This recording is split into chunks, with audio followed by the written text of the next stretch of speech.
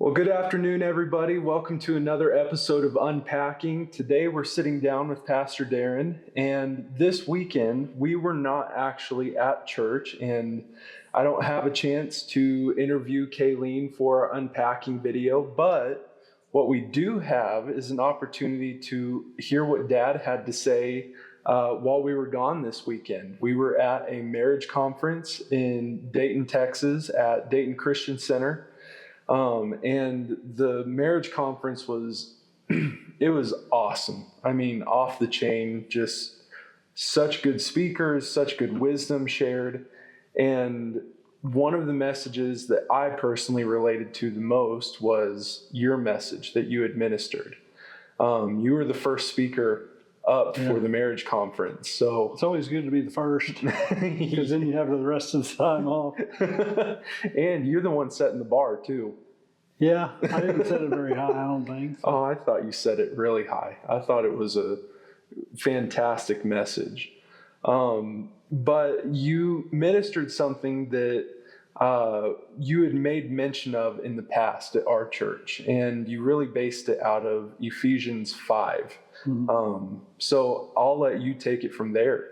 Then we'll get into this thing and start unpacking. Well, I guess, we had been asked to do the conference probably 8 or 9 months ago. Yeah, I mean, we did the conference for them last year, or was speakers there as well. Mm. And it probably wasn't a month or two after that conference that Kent Richard called me, who is the one that puts together. They're the Kent and Missy are the heads of their marriage ministry. Yeah, they're the heads of the marriage ministry there. So they're the ones that organized the conference and set up the speakers, and they invited us back again. Mm. So I was texting with him as we got closer to the conference and a couple of months ago. Mm-hmm. And I just asked him what the theme was, if there was a theme, if there's a direction and things like that, so I could start heading down that direction. And he came back to me and he just said, he said this, sent this text to me. He says, like Christ loved the church. And when he texted that to me, I knew the scripture that comes from. Mm-hmm. It was just a simple phrase, but I knew the address of where he was talking about, because we use that where that phrase is located, or that scripture is located, is in Ephesians chapter 5. Every time we do a wedding, a marriage, asked to officiate a wedding, then that is a part of my wedding ceremony that I do. Is right out of the box, we read Ephesians chapter 5, verse 20 through 33, mm-hmm. Over the couple. But, sometimes when you just hear it in a marriage conference or something, a wedding ceremony, that when you just hear those, it just becomes this kind of the protocol for marriage. It kind of assigns to it the constitution, is what I like to say, the constitution of marriage, mm-hmm. to assign that to our marriage, or that marriage to those people that are getting married. Mm-hmm. So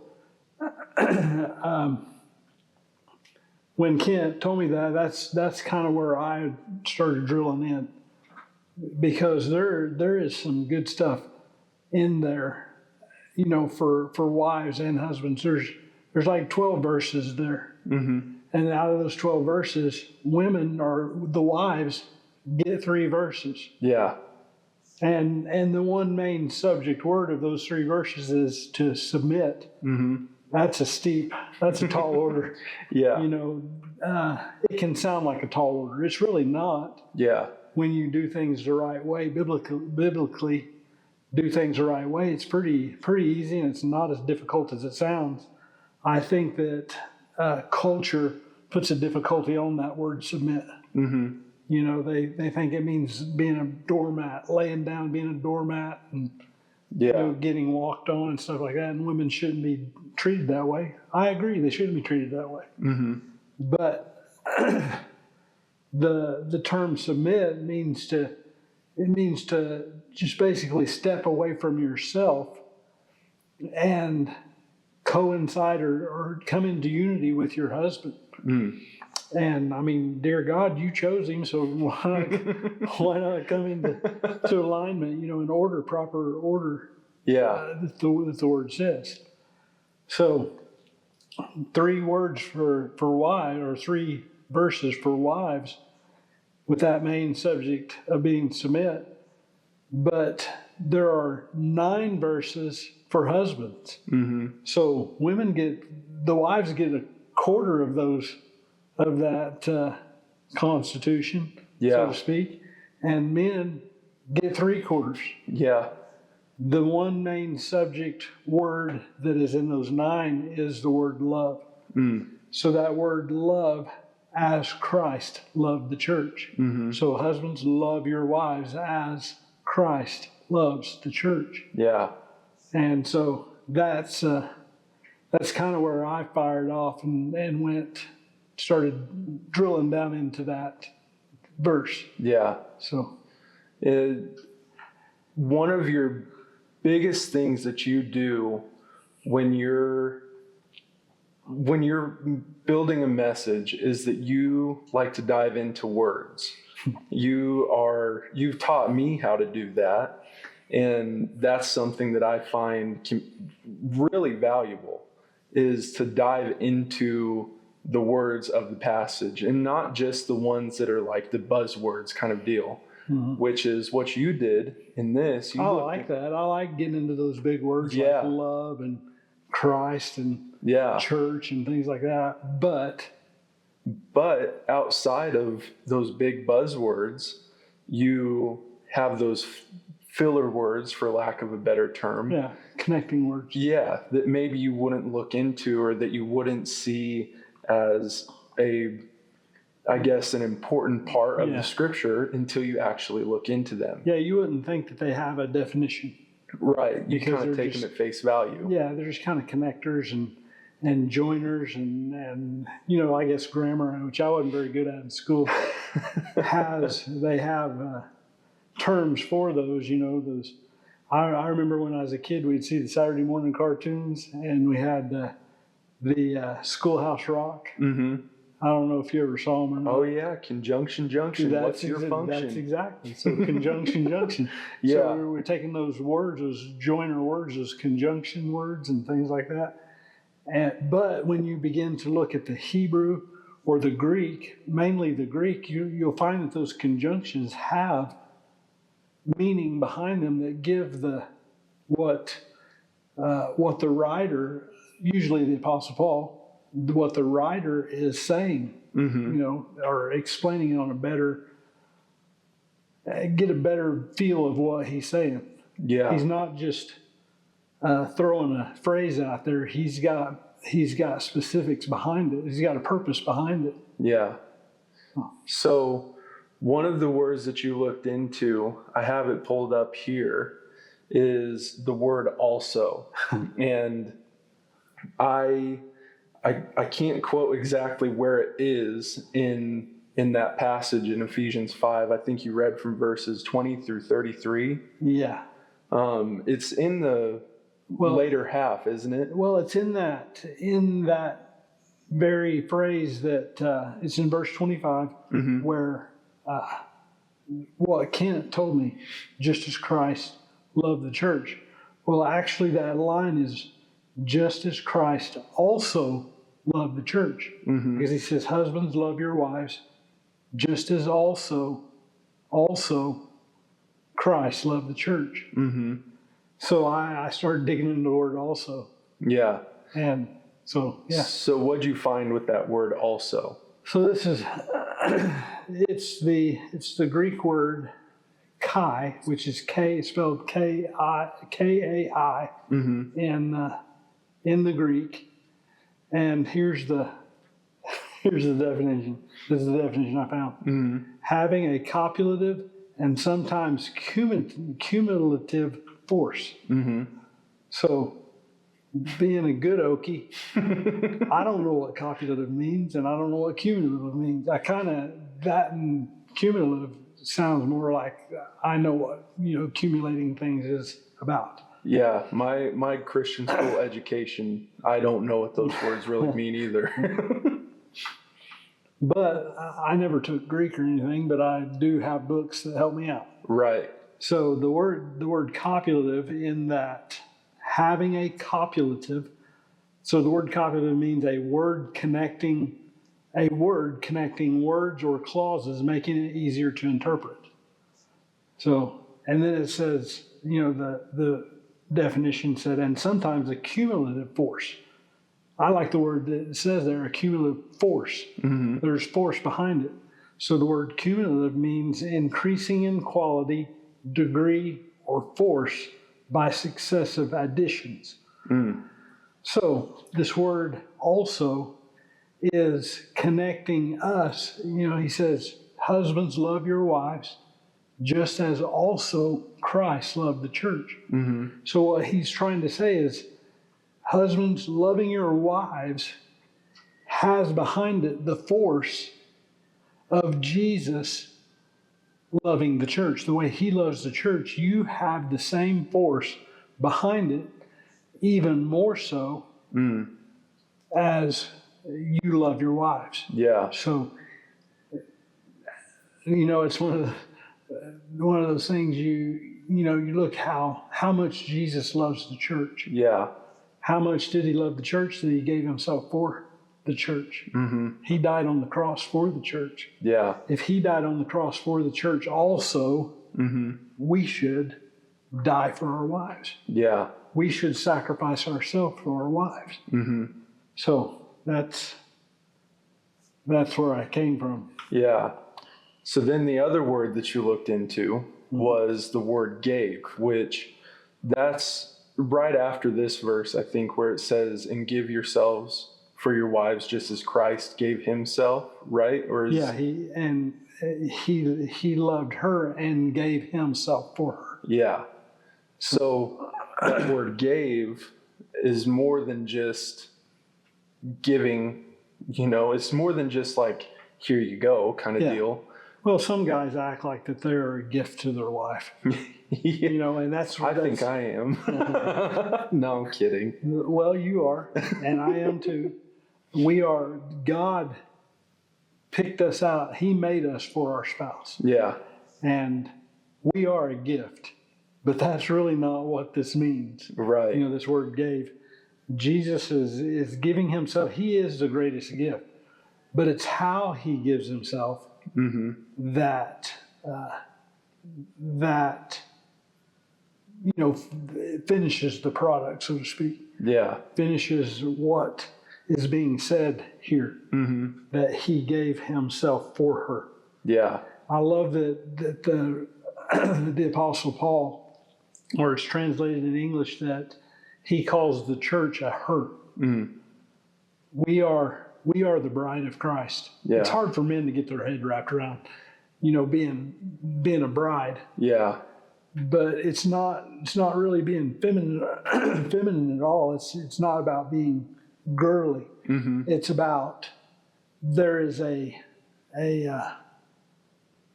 emotion that goes with it. There's an attached,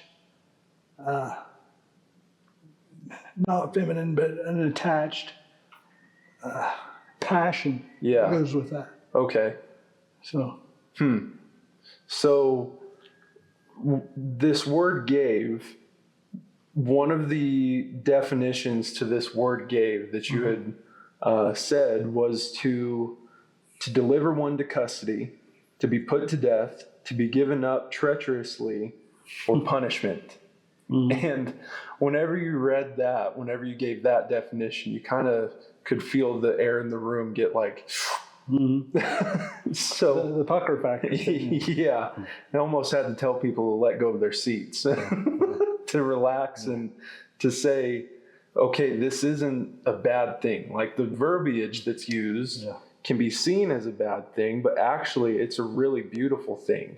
Yeah. That it's to basically, this is where I had heard this before from you, from a sermon that you did some time ago, but you use the verbiage to die to your spouse, to die to yourself and to give yourself to your spouse, to sacrifice what maybe your desires are or what you would want to do in order to honor your spouse, to love your spouse. And I think that is it's such a cool picture, because you hear it all the time that marriage is it's a direct comparison, or it should be a direct image of what our relationship with Christ is supposed to look like. That when we get to heaven, when we finally get to be in the fullness of who God is and get to experience the fullness of that relationship, that when we become the bride of Christ in that fullness, that we will experience, we're already experiencing that through our marriages, or should be experiencing that through our marriages. It should be emulating that relationship with God. So in that, whenever you hear that term gave, or to die to yourself, it's the same thing that Christ did on the cross for us, that he loved us so much to say, I will give myself for you. Yeah. I will give myself up. I will die in order to see you live. And whenever you read this passage, it can be kind of a thing, but it's really a beautiful thing. It's not scary. It's not intimidating whenever you get down to the root of it. It's a beautiful thing. Yeah, there should be somewhat of a purity to that. You know, it's a beautiful tension that happens, because marriage is a beautiful tension. And you know what Jesus did, there's a beautiful tension. I mean, you look at the cross by itself. It's the tension between two places there. When he hung on that cross, his weight brought a tension to the crossbar that put a tension on the up and down piece of the cross.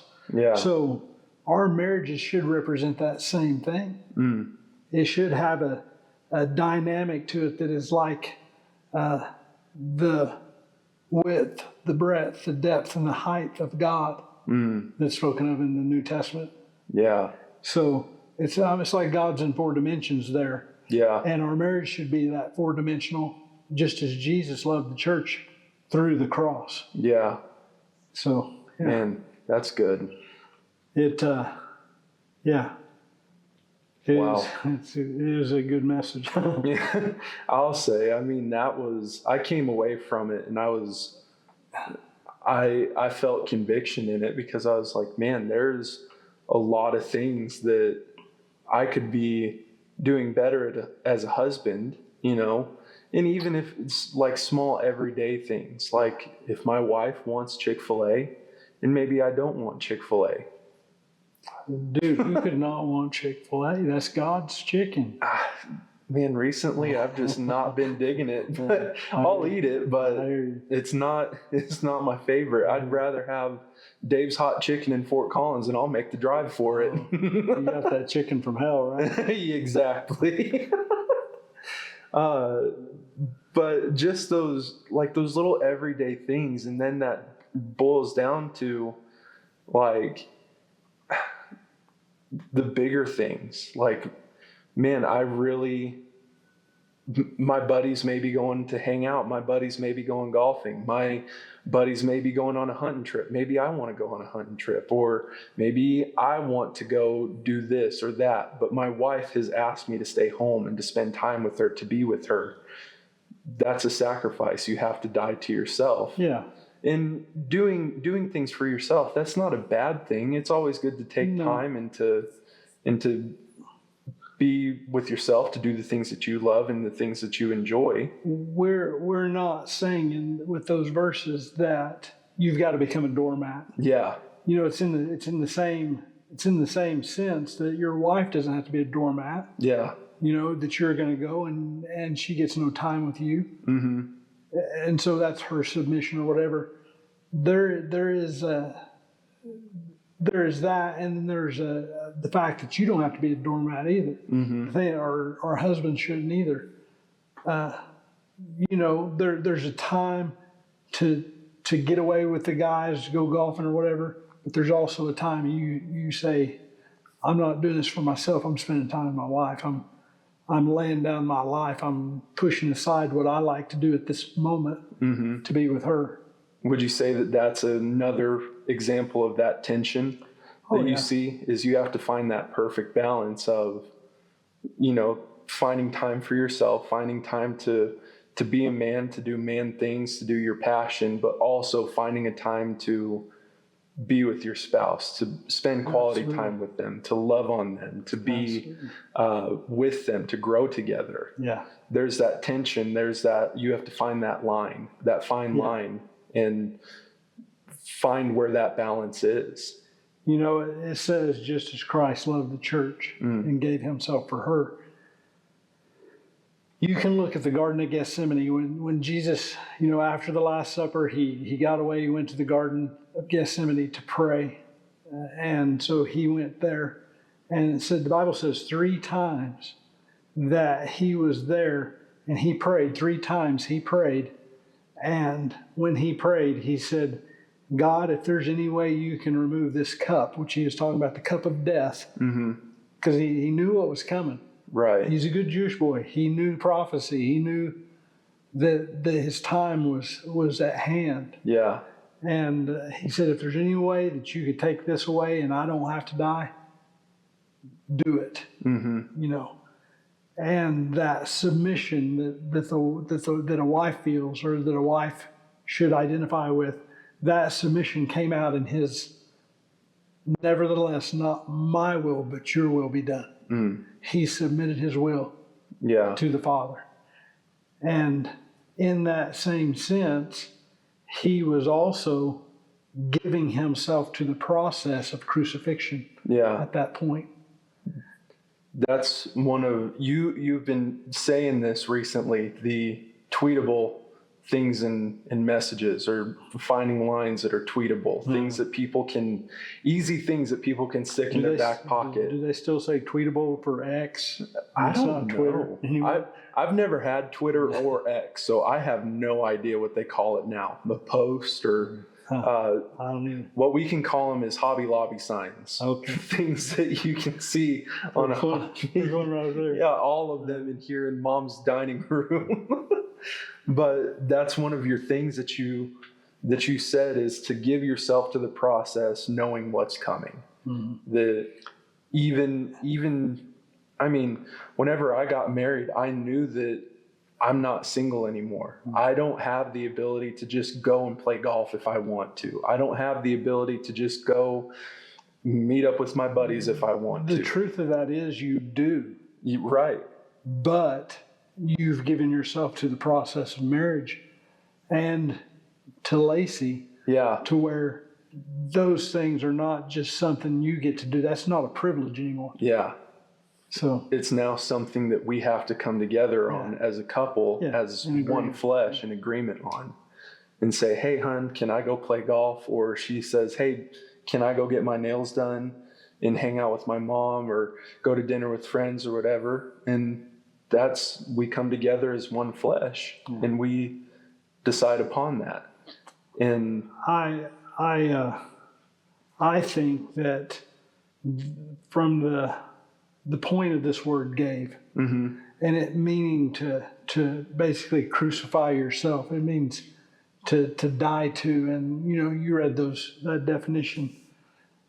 I think that if we were to say these things in pre-marriage discipleship or pre-marriage counseling to the boy, the man that's going to be the husband, if we said that from the very get-go, it would change the dynamic of marriage in the church. Yeah. Because now, knowing I've got to die, am I willing to go through with this marriage? Yeah. And it could change some boys' minds. Oh, for sure. And so to know that they don't physically, it's not going to be bloody or anything like that. It could be if you pick the wrong woman. I respect a woman that is prone to violence. Oh, yeah. But it's not her job to keep that in line. It's your job to submit to God and submit to His will for the process of the crucifixion that we've got to go through. Right. So to speak. Yeah. In that, just kind of what you were saying at the beginning, the wives, whenever you read this at the beginning of a marriage ceremony, at the very beginning, the 3 verses that the wives get, it says the big thing, submit to your husbands. Mm-hmm. And then the men get 9 verses where it tells them how to be a good husband. And just as you were reading about the job of a husband, if you follow, or what I was thinking about is if you follow those 9 verses or however many verses more there are, that latter 75, I don't know if I said that right. Latter, former, I don't know what any of those mean. The latter, the end. Yeah. If you read those, I'm making sure Boo doesn't jump in my lap. If you do those things, if you follow what God says to do in order to be a good husband, it makes it a lot easier for your spouse to say, you know what, this is a God-fearing man, and I know that I can trust him enough that I can submit to him. Mm-hmm. That if you love your wife, if you die to yourself, if you submit yourself, if you submit yourself to your wife, if you submit yourself to God, your wife will submit to you. And she will be willing to say, I trust you enough to say, I know that you listen to God, I know you hear him, and I trust what you do, and I trust your judgment, so I'm going to submit myself to you. Submission on her part is not hard when he is loving her properly. The husband's loving her properly. Yeah. Loving her properly is not difficult if her life of submission's in the right place. Yeah. Her heart of submission's in the right place. Yeah. So you can, even though that's a tension, you can take the tension off the tension by just doing what's right, having your heart set in those things. And, some people some men will say, well, boy, that, dying to yourself, that dying sounds difficult. Mm-hmm. Well, who said it was easy? Nobody said it was easy. Right. People think that when they get married, life gets easier. Mm-hmm. It don't get easier. Yeah. It gets harder. It gets more difficult to navigate, not because it's hard to do. It's because now the tension becomes more, the pressure on the tension becomes more pronounced. Mm.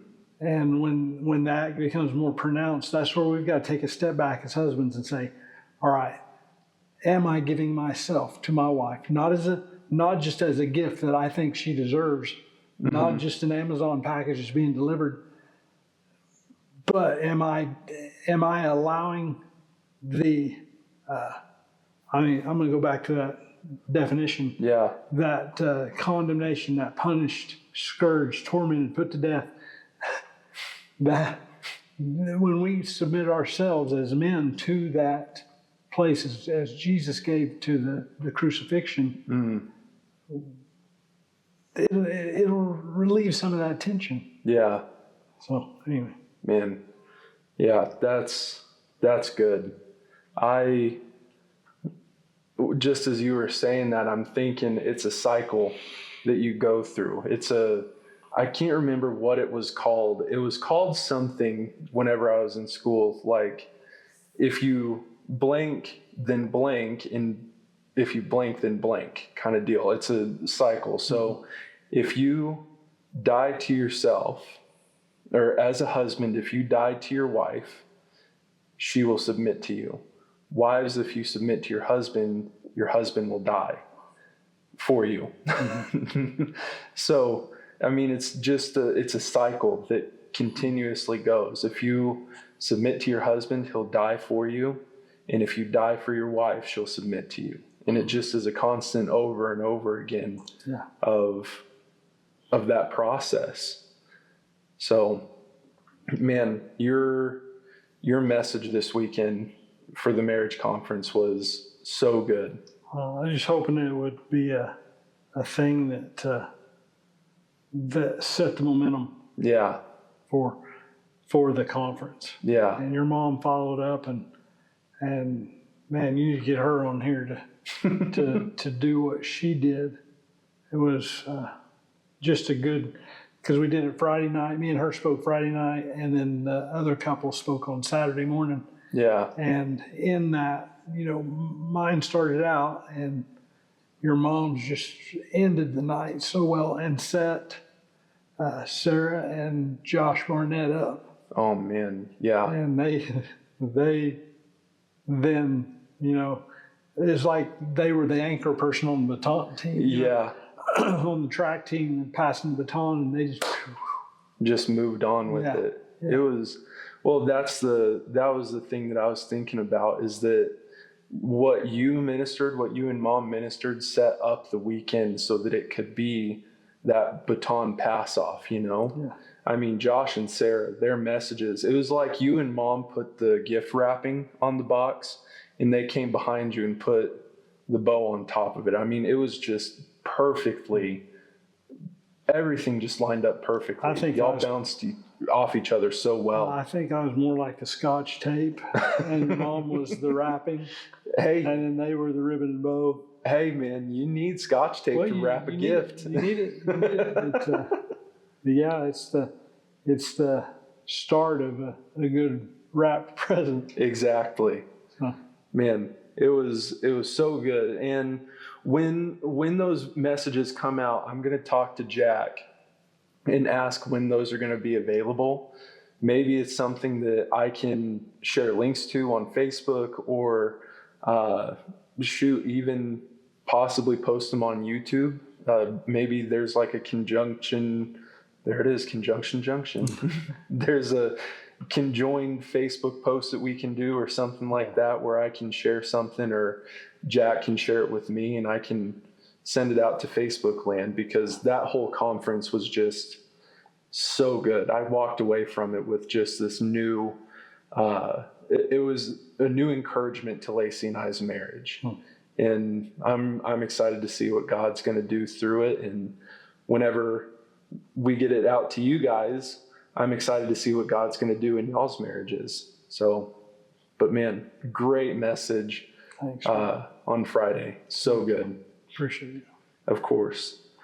Well, with that, everybody, that's another episode of Unpacking. With that, you guys, we love y'all. Have a fantastic week, and we will catch you next week, where we will be unpacking a message from Pastor Lynette.